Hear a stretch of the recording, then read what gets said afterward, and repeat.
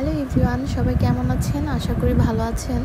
তো এখানে আমি সাজিমের জন্য যে নুডলস বানাচ্ছিলাম, তো এটাতে আমি ডিম দিয়েছি আর একটা খেজুর দিয়েছি।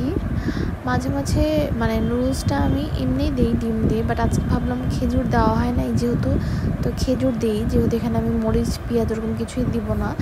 তো নুডলসটা এইভাবে আজকে দিচ্ছি, বাট ও এটা না বেশি লাইক করে নাই আমার এসব আজারা রেসিপি, এই জন্য হয়তো বা। বাট আমি ভাবছিলাম তো আমরা তো ফালুদা খাই, তো ফালুদার মধ্যে তো খেজুর দেওয়াই হয়, তো দেওয়াই যেতে পারে। যাই হোক, ও লাইক করেনি, এরপরে আমি আর দিইনি, আর সেদিনই দিয়েছিলাম। আর এখানে আমি রান্না করতেছিলাম, ওইদিকে ওর বাবা ট্রেডমিলে হাঁটছিল, বারবার ও চলে যাচ্ছিলো ট্রেডমিলে, তাই আমি ওকে এখানে টেবিলের মধ্যে আটকায় রাখছি বসায়, যেন দুষ্টুমি না করতে পারে। তো দেন ওকে খাওয়ানোর পরে দুপুরে রান্নার জন্য চলে আসলাম। আজকে গরু মাংস রান্না করব, সাথে বেগুন ভাজি করব আর পটল আলু ভাজি করব। আর ওর জন্য আমি রান্না করবো আজকে কলিজা, ওকে ফার্স্ট টাইম দিচ্ছি, 1 ইয়ার যেহেতু ওর হয়ে গেছে, আর ওর এখন 13 মান্থ। তো আমি আজকে থেকে আর কি দিচ্ছি কলিজা, একদম অল্প একটু দিব, দেখি কি হয়। আর এই জন্য আমি কলিজাগুলো ফ্রিজে রাখবো, জাস্ট 2 টুকরো আজকে রান্না করবো ওর জন্য। কলিজাগুলো আমি একটু হলুদ দিয়ে সিদ্ধ করে দেন ফ্রিজে রাখবো, যেন জিনিসটা ভালো থাকে।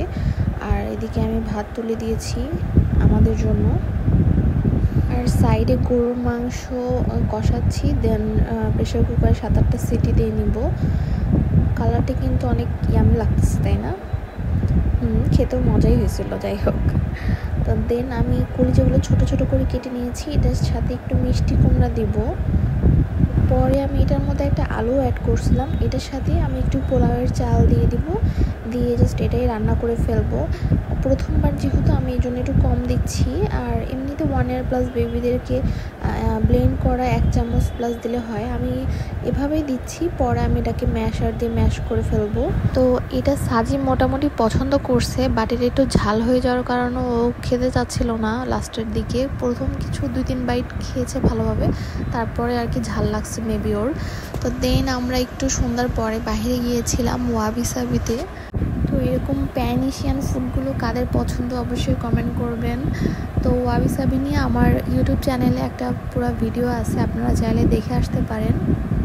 তারপরে রাতে বাসা আসার পরে ওর জন্য আমি ড্রাই ফ্রুটসগুলো ভেজে গ্রাইন্ড করে রাখবো। আমি এখানে 2টা মিলে 1/2 কেজির মতো নিয়েছি, কাজু বাদাম আর কাঠবাদাম, 2টা ভালোভাবে ভেজে আমি এটা গ্রাইন্ড করে রাখবো। যে কোনো খাবারের সাথে আমি একটু একটু করে 1 চামচ করে মিক্সড করব। তো এটাই ছিল আজকের ভিডিও, কেমন লাগছে অবশ্যই জানাবেন। যারা এখনও চ্যানেলটি সাবস্ক্রাইব করেনি অবশ্যই সাবস্ক্রাইব করবেন, আর প্লিজ লাইক দিবেন। ওকে, আল্লাহ হাফেজ, সবাই ভালো থাকবেন।